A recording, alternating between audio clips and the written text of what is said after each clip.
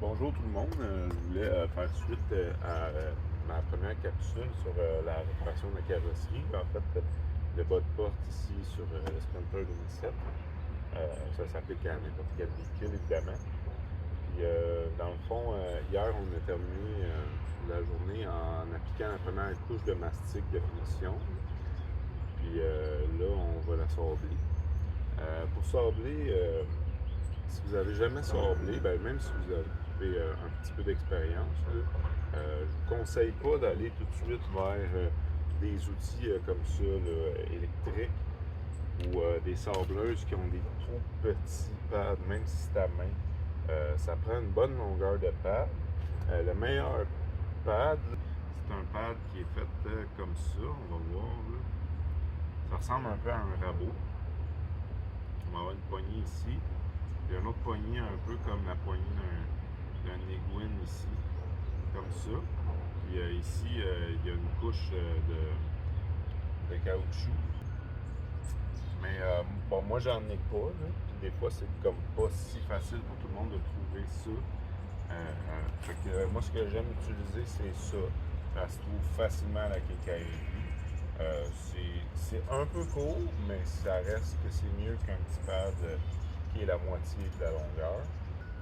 Si vous avez accès à du papier autocollant de carrosserie, c'est vraiment plus rapide. On fait juste le coller, on s'en sert. Une fois qu'il est rempli, on le change rapidement. C'est pour ça que moi, j'aime ça, utiliser ça. Parce que c'est relativement économique et relativement efficace. Ce qu'on va faire, c'est de venir sabler la surface.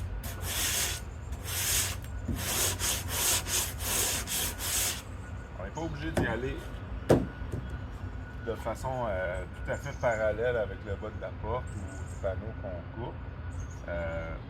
Mais on n'y va pas non plus perpendiculaire parce que là, on va avoir une finition qui va être comme ça. On ne veut pas sabler comme ça. Là. Et ce qui est idéal pour commencer, c'est de sabler avec un léger angle, comme ça, mettons un 30 à 45 degrés, de venir pousser. Puis on ne donne pas trop de pression sur le papier, on laisse le papier travailler. En fait, la raison, c'est que plus qu'on va pousser fort, plus qu'on va charger notre papier. Et là, ben, en fait, les aspérités, si on pousse trop fort sur le matériel, on va venir charger les aspérités qui sont entre les roches, puis ça coupera plus. Fait que c'est sûr que c'est inévitable. On va toujours charger notre papier, surtout quand on coupe du mastic de finition. C'est quelque chose, surtout la première couche, là, avant que ce soit blanc comme ça, il y a comme une petite huile qui se forme sur la surface. Et puis, ça vient charger le papier vraiment rapidement. Bon, je suis encore au sablage de la première couche. Je voulais aussi vous donner des petits trucs de plus. Je vous ai parlé de sabler comme ça, mais c'est sûr qu'on change de sens aussi. Là. Des fois, on peut venir sabler dans l'autre sens, comme ça. Fait qu'on croise le pattern. Et aussi, ce qu'on va voir, surtout quand on arrive à la finition, là ici, il faut de bonheur pour vraiment avoir quelque chose, mais c'est qu'en sablant, en ayant des rayures d'un sens, puis après ça, des rayures de l'autre sens, on vient voir quand on a terminé de repasser par-dessus toutes les rayures de l'autre sens. Aussi, ce que j'aime faire, c'est de commencer par les bords. Parce que souvent, c'est ça qui est le plus difficile à descendre. Et le centre, une fois qu'il est tout blanc comme ça, est assez facile à descendre. Fait que je vais aller me concentrer des fois un petit peu plus près du joint pour venir, en anglais, ils appellent ça feather, plumé. Je pense pas que ça s'appelle plumé, mais pour venir vraiment égaliser avec la hauteur de la peinture d'origine, puis faire une belle transition entre le mastic et la peinture d'origine. C'est sûr qu'après ça, il va y avoir beaucoup d'autres étapes là, qui vont venir aider à la transition, mais pour commencer, c'est des bons guides pour notre première couche de mastic qu'on va sabler.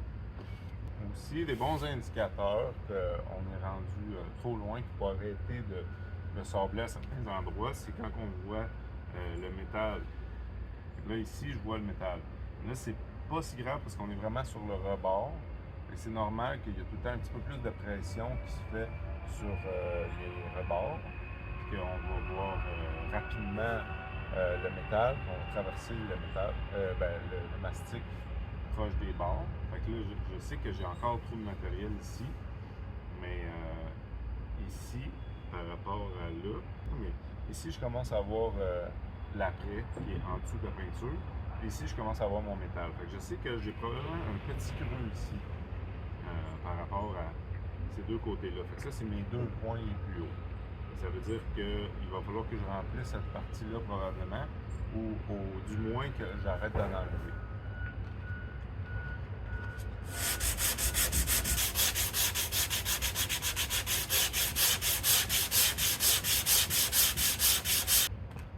Aussi, il n'y a pas de honte à utiliser des aides mécaniques pour vérifier la progression de notre travail de sablage et la forme de notre panneau. Aujourd'hui, on n'essaye pas de développer des aptitudes de carrosserie et de l'expérience. Là, on veut faire un bon travail sur notre véhicule nous-mêmes. Fait qu'il n'y a aucune honte à essayer de prendre une règle pour vérifier si la courbe semble être belle, si j'ai l'air d'avoir en quelque part un gros trou ou une grosse bosse. On peut même se faire des indications avec un feutre. Idéalement pas un Sharpie. Là. Mais moi, je vais me permettre de prendre ça parce que c'est un feutre pour les tableaux secs. Un Sharpie, c'est parce que ça pénètre beaucoup le mastic qui est relativement poreux. Puis même ici, là, si c'était une trace de Sharpie, il faut la nettoyer avec du diluant avant d'appliquer la peinture parce que l'encre du Sharpie, elle va passer à travers et on va la voir une fois peinte. Là, ici, je vois que c'est un petit peu trop haut là, par ici. Tout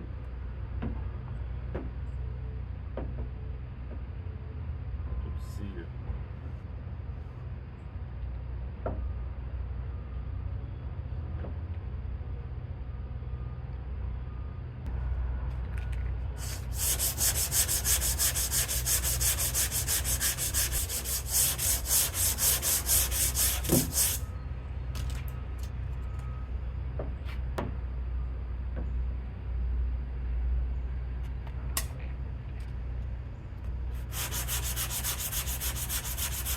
Aujourd'hui, j'ai pas l'intention de démonter la porte, mais là en ce moment, la peinture est un peu dans mon chemin pour aller sabler ici. Ce qu'on peut faire, on va toujours avoir des formes bizarres et des endroits qui vont être un petit peu plus difficiles à accéder, qu'on ne pourra pas y aller avec une palette. C'est très facile de se faire des outils. Là, j'ai juste pris un petit bout de bois que j'ai taillé en angle comme ça. Je vais prendre un vieux bout de papier sablé. Et je vais pouvoir venir ici, sabler ici, puis passer en dessous de cette bosse-là. Je sais qu'il y a beaucoup d'outils qui se vendent de différentes formes en carrosserie, mais on ne veut pas se partir d'un garage de carrosserie, là, on veut juste réparer notre véhicule. C'est bien plus économique de prendre un petit bout de bois qui traîne, un crayon, l'enrouler du papier autour, une vieille planche à découper, qu'on en coupe un petit bout. N'importe quoi qui traîne, là, ça peut être même du carton s'il est bien comprimé.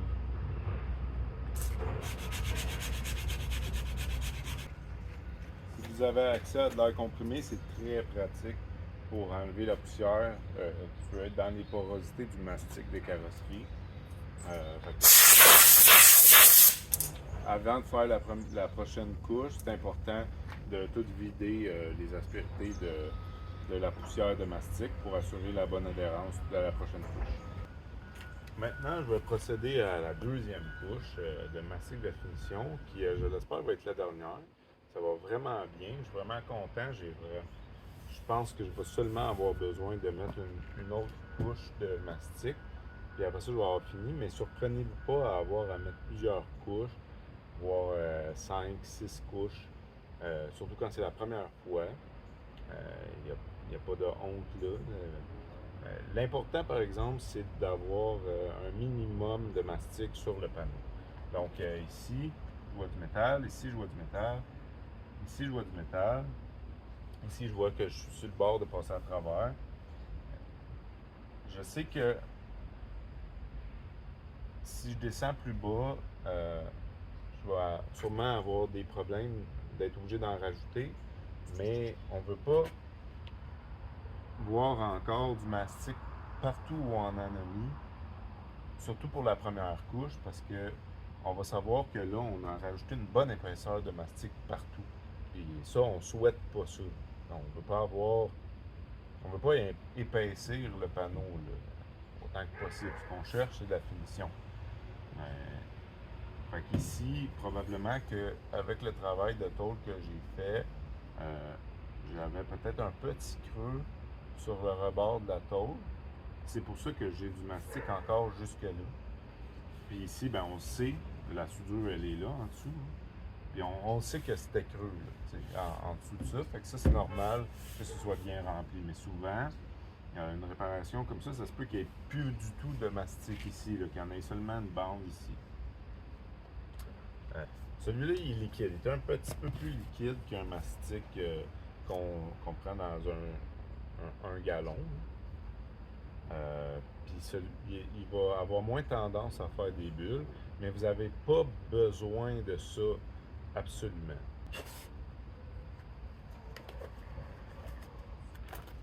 Pour mélanger votre mastic, vous pouvez utiliser à peu près n'importe quoi. Bon, dans les livres, ils vont vous dire de ne pas utiliser de carton parce que ça peut absorber certains solvants qui sont présents dans le mastic. Sinon, si vous prenez une boîte de carton qui a été cirée, ben pas cirée, mais quand, par exemple, vous achetez une télévision, ben le côté qui est glacé, je pense pas qu'il y a de problème de l'utiliser comme surface pour mélanger. L'important, c'est que la surface soit quand même assez droite pour pouvoir bien mélanger le mastic. Là, moi, en ce moment, j'ai utilisé l'autre côté hier, puis je ne l'ai pas très bien nettoyé, fait que là, je vais utiliser ce côté-là aujourd'hui. Puis c'est juste un morceau de plexiglas qui traînait. Je n'ai une palette à mélange, mais je voulais montrer aux gens qu'on peut utiliser pas mal n'importe quoi. Puis si vous voulez, si vous avez vraiment rien qui traîne, vous êtes dans un petit budget, vous pouvez peut-être aller, par exemple au Dollarama, acheter une planche à découper. Vous pouvez prendre, par exemple, une planche de bois, puis coller un papier avec du masking tape. Là, vous avez besoin de quand même assez grand, par exemple. Un papier parchemin pour la cuisson. Puis faire votre mélange là-dessus. Il faut être un petit peu plus délicat pour ne pas dégirer le papier, mais ça rend le nettoyage vraiment facile. Je vais en appliquer une quantité sur ma palette. Si vous essayez de me voler mon mastic, c'est un gros coup de palette. Là, on vient prendre le durcisseur. Le durcisseur, de mémoire, c'est une sorte de peroxyde, mais c'est pas le même peroxyde qu'on utilise pour les bobos. Bon. Dans les livres, ils vont vous expliquer, surtout si vous utilisez la marque Bondo, là, de faire une ligne au complet sur le mastic. Par exemple, j'ai cette pote-là de mastic, je viens faire une ligne bord en bord, puis ça, c'est la quantité de mastic. Mais on peut utiliser moins de mastic que ça. Ça va quand même durcir, mais ça nous donne plus de temps de travail. Par contre, si vous êtes dans le cœur de l'été, où ce qui fait très chaud, puis qu'il n'y a pas de couvert nuageux, je vous conseille pas de faire la ligne de mastic. Vous allez à peine avoir le temps de mélanger. Vous allez peut-être même pas avoir le temps de l'appliquer avant que ce soit sec. Mais là, en ce moment, on est presque en automne. J'ai un petit peu plus de temps pour travailler avec mon mastic. En fait, le mastic, il va chauffer quand on va le mélanger avec le durcisseur. Et si j'avais plusieurs pocs à faire, à m'appliquer à plusieurs endroits, je mettrais moins de durcisseur pour avoir le temps d'aller sur chaque porte travailler. Puis vous n'avez pas beaucoup de temps de toute façon. Ben, c'est vraiment une grosse différence avec l'autre mastic là, que vous allez avoir en gallon, ce mastic-là. Il est plus plus homogène un petit peu. Là. Il y a moins tendance à faire les bulles, mais c'est vraiment pas grave. Parce qu'après ça, il y a toutes sortes d'autres choses qu'on va appliquer sur la peinture, sur la réparation pour venir remplir les aspérités. Les petites bulles.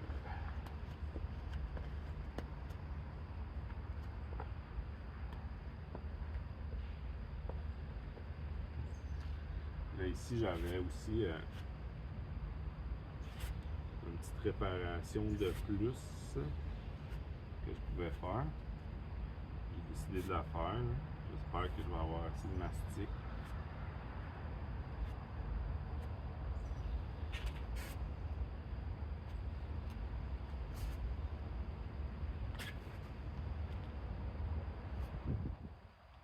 On essaye de mettre un petit peu plus large de mastic qu'à l'autre shot, mais faut pas dépasser la zone dépolie. Faut pas aller sur la peinture qui a pas été sablée.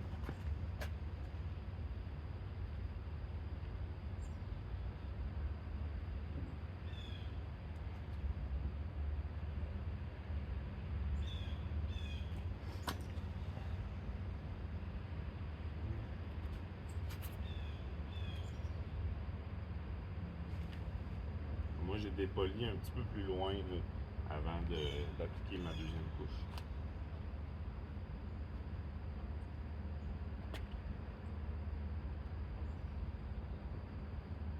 Fait que là, c'est tentant là, de continuer à jouer avec, puis de l'étendre, puis tout ça. Là. Ici, je vois une bonne bosse, là, ici, puis là, parce que ça va être pas agréable à sabler, mais je vais la laisser comme ça parce que plus qu'on joue avec, des fois, plus qu'on crée de problèmes. On conseille aussi fortement de ne pas mettre ça dans des poubelles avant que ce soit complètement sec, parce que supposément que ça pourrait prendre en feu, vu que le mastic chauffe. Mais moi, je me suis jamais brûlé avec du mastic. C'est pas très chaud. Je suis allé à la quincaillerie chercher du papier de grain 220. Théoriquement, le primer bâtisseur qu'on va devoir mettre après peut remplir des rayures de sablage jusqu'à du papier 180. Mais en pratique, les produits qui sont en arrêt au sol, c'est difficile de remplir des rayures de 180. Moi, je vais y aller à la machine parce que j'ai ma forme. Je ne vais pas y aller avec une sableuse orbitale ronde, une petite carrée ou une mouse, parce que c'est trop dangereux, même si j'ai un petit peu d'habitude, de venir faire une surface qui n'est pas droite. Je vous explique l'importance de la palette ou d'un papier sablé qui est sur le long. Si, admettons, la surface a été régulière et on a juste une petite sableuse, on peut rentrer dans les trous et suivre les trous. Tandis que si on a une longue sableuse, ça c'est pas bon comme explication. Quand on a une longue sableuse, plus que c'est long, plus qu'on va pouvoir sabler seulement les coins hauts et revenir avec une surface qui est aussi droite que notre sableuse.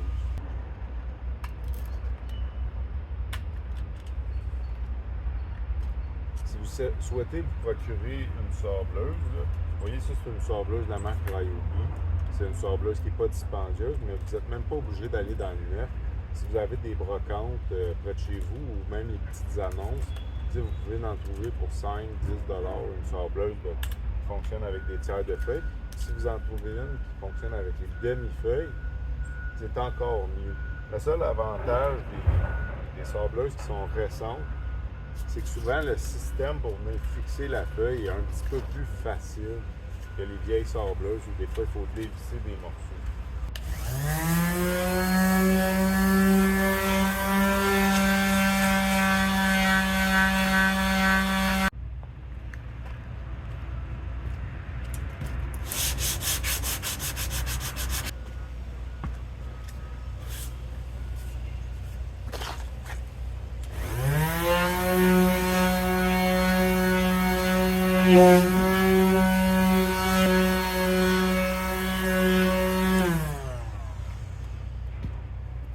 OK, donc j'ai terminé de sabler la dernière couche de mastic. Vous pouvez voir ici que c'est plus vraiment défini là, où j'ai appliqué le mastic. Ça, c'est un bon indice qu'on commence à être proche de la fin. Là. Si vous appliquez du mastic, vous sablez, puis vous voyez encore une belle ligne définie de où vous avez appliqué votre mastic, c'est signe qu'il y a trop de mastic. Puis que quand vous allez peinturer, vous allez voir clairement où vous avez fait votre réparation. Donc, c'est important qu'il y ait une belle transition entre le panneau d'origine et la réparation.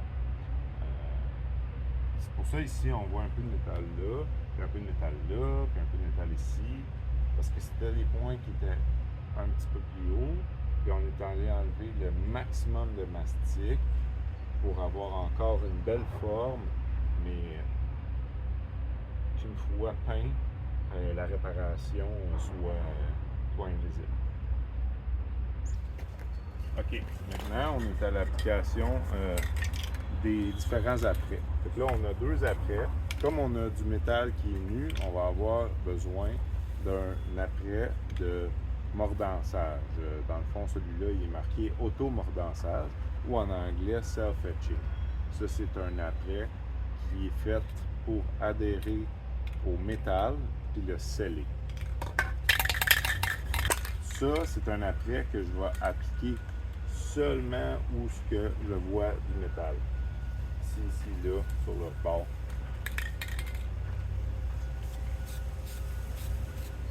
Et on n'a pas besoin d'en mettre très épais.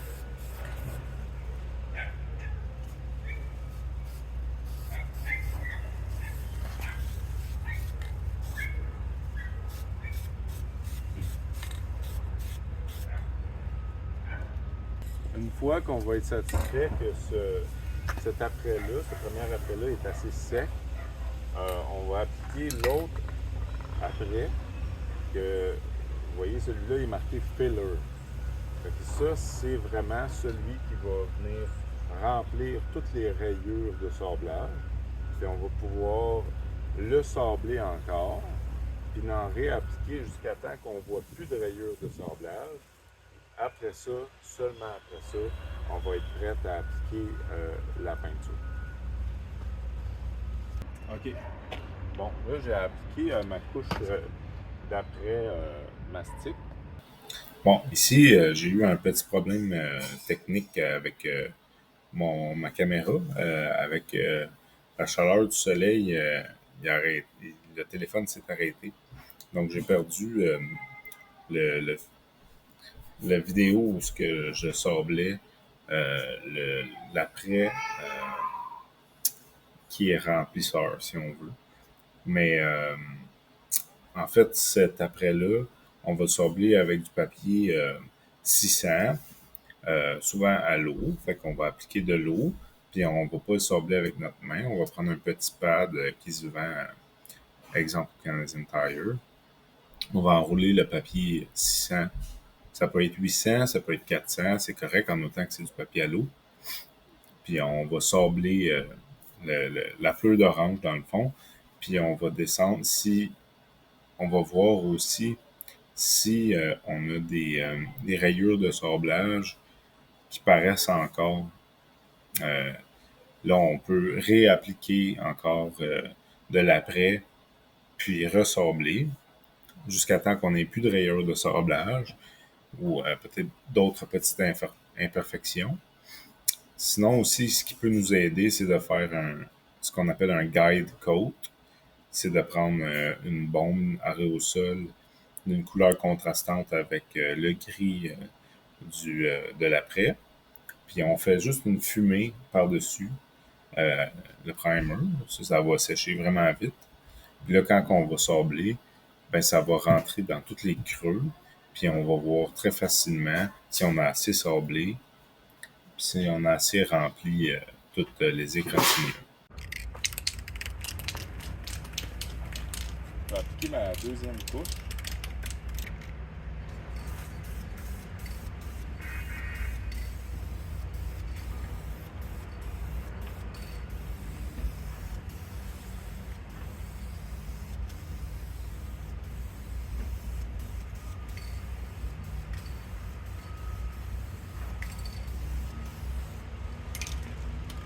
quand on vaporise, que ce soit avec une bombe ou avec un fusil à peinture, c'est important de toujours partir le mouvement avant de presser sur la gâchette. C'est pour ça que vous me voyez aller comme ça, plutôt que de faire ça. Les gens qui font ça n'arrivent pas à des bons résultats parce qu'à chaque fois qu'on arrête et qu'on repart, on met plus de peinture. Fait que si je pesais sur la gâchette maintenant, je commençais à bouger, mais il y aurait plus de peinture là. Là, c'est moins de peinture. Là, dès que je repars dans l'autre direction, il y a aussi un arrêt là où il y a trop de peinture. C'est ça qu'il faut y aller. Oups, mouvement. Tout le temps en mouvement. Et on arrête on arrête la peinture avant d'arrêter le mouvement. Pour la troisième et probablement dernière couche, je vais essayer de faire une couche un peu plus épaisse pour être sûr que les mailles acryliques viennent avoir un bon lustre.